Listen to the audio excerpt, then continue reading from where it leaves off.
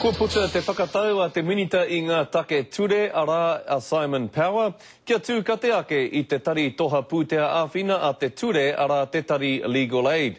He pūtea tēnei e whakatau ria ai e whakawāngi ai hoki a tātou kokoraho tiriti o Waitangi. Nō reira ko te pātai ia e pēnei ana. Ka pēhea tiara aua kokoraho I nai anei. E iwa te kau o rau o ngā mahi roia a Charles Hirschfeld, ka tutuki I ngā moni āwhina a te ture ara Legal Aid. Nā whai anō tōna mā harahara ki te whakatau kia katia te tari toha I e rā moni.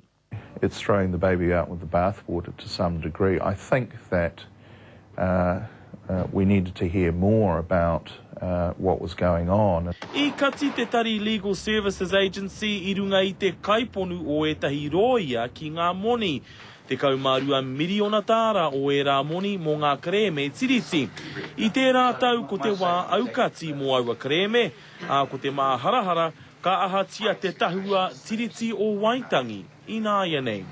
To hasten it through now in an unreasonable fashion by rejigging legal aid that might serve to under-resource them in that goal would of course be very wrong indeed.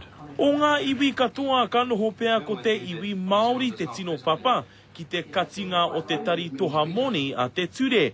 I nā hoki ko te nuinga o ngā moni take tūkino ka pau ki runga I te Māori. I see it more as a rejigging than the purse strings are going to be pulled tighter. And in that regard, I welcome reform and change. He rerekētanga I katia I tētahi tari, e puare anō ai te tatau ki ētahi atu raruraru. Ki ngikiri ona, te karere. Kei te takatū ake ngā wātene Māori ki te Waipounamu, ki te tiaki I ngā huarahi o Tāhuna ara o Queenstown. Kua ono marama tēnei take e whakaarohia ana e ngā wātene nā runga no I te tokomaha o ngā whānau Māori, kua nuku atu ki reira ki te mahi, me te aha kua toko ke ake etahi raru poro haurangi I reira. He ai kia Darren Rewi, māngai o ngā wātene, I puta te karanga I ngā whānau o Murihiku, tērā rātou te āwanga nui rā ki o rātou uri e raru ana I Tāhuna. Kua tupu te tokomaha o te Māori e noho ana ki Wakatipu ki te kotahi mano kotahi rau. Kotahi mano e whārau, ngā Māori kei te takiwā o Tāhuna e noho ana.